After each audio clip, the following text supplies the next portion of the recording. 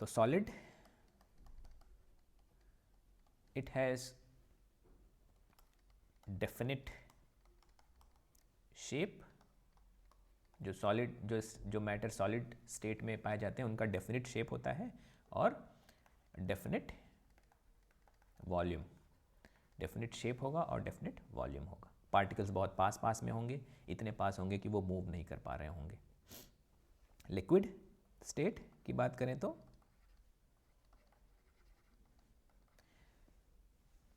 Definite volume तो होता है बट डेफिनिट शेप नहीं होता है। दे डू नॉट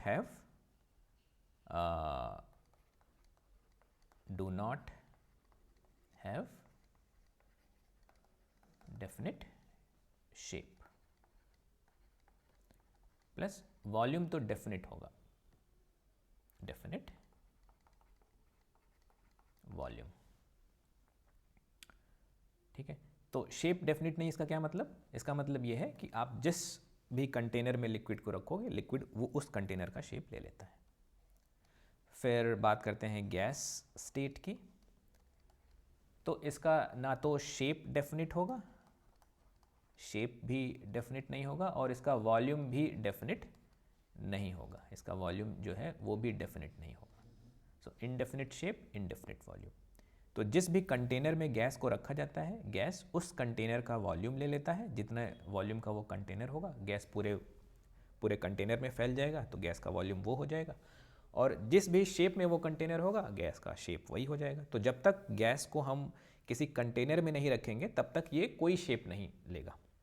ठीक है, बट वॉल्यूम जो है वो गैस का डेफिनिट नहीं होता है। ये हमेशा कंटेनर पे डिपेंड करेगा। और कंटेनर में एक कंटेनर में मान लीजिए 1 लीटर गैस है, और उस पूरे गैस को हम 20 लीटर के कंटेनर में ट्रांसफ़र कर दें और उस कंटेनर को क्लोज़ कर दें फिर 20 लीटर वाले कंटेनर को, तो वो 1 लीटर गैस अब 20 लीटर गैस में चेंज हो जाएगा, क्योंकि उस पूरे 20 लीटर कंटेनर में वो फैल जाएगा। तो इसलिए इसका कोई डेफिनेट वॉल्यूम नहीं होता, बट लिक्विड्स का डेफिनेट वॉल्यूम होगा। जो प्लाज्मा है, प्लाज्मा जो स्टेट है, तो like gas, plasma do not have definite shape and volume. So they just like gas, they do not have definite shape and volume, unless obviously kept in a closed container. However, unlike gas, they can form visible structures like beams and filaments. So unlike gas,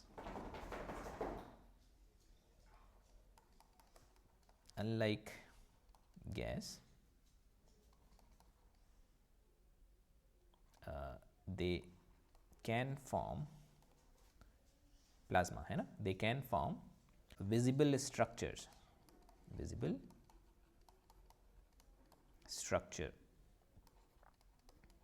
like beams and filaments. सो हम लोग कह सकते हैं that plasma it is a visible matter, visible form और state of matter. So we can see plasma, है ना. So plasma is a visible matter. तो इतनी बातें आप लोग नोट कर लीजिए, ये इम्पॉर्टेंट है डिफरेंट स्टेट्स ऑफ मैटर के लिए. और मैंने जैसा कि बताया that plasma it is found, कहाँ कहाँ ये मिलता है ये भी ध्यान रखना है हमें. स्टार्स में मिलता है, फ्लोरोसेंट लैम्प्स में मिलता है, इंटरस्टेलर स्पेस में मिलता है और आयनोस्फीयर में मिलता है. इंटरस्टेलर स्पेस क्या होता है, जिनको नहीं पता उनको उनके लिए है ये information. What is Interstellar space? तो सपोज करते हैं एक स्टार यहाँ पे है, दिस इज लेट अस से स्टार 1, और इस स्टार का इन्फ्लुएंस यहाँ तक है. दिस इज़ द इन्फ्लुएंस, ये बाउंड्री है. This is the influence of star 1. और एक स्टार यहाँ कहीं है और इस स्टार का इन्फ्लुएंस यहाँ तक है लेट अस से। तो अब ये वाला जो स्पेस हो गया which is not occupied by any other star, that space is called interstellar space. So अब ये जो बीच का स्पेस हो गया which is not occupied by any other star, I mean influence of any other star, so this is called interstellar space। और यहाँ पे प्लाज्मा मिलता है हमें, ठीक है। तो आई होप इंटरस्टेलर स्पेस क्या होता है ये पता चल गया आपको, और प्लाज्मा इंटरस्टेलर स्पेस में भी मिलता है, ये बात भी अब आपको क्लियर है। प्लाज्मा जैसा कि मैंने बताया इट कैन फॉर्म फिलामेंट्स और बीम्स लाइक दिस, तो hence we can see, so these filaments और बीम्स जो आप देख रहे हो दिस इज प्लाज्मा, है ना। ये प्लाज्मा बॉल का एक स्ट्रक्चर, एक image, this is GIF in fact, है ना, गिफ या जिफ जो भी बोलते हो आप लोग। तो ये प्लाज्मा हम देख सकते हैं, this is visible state of matter.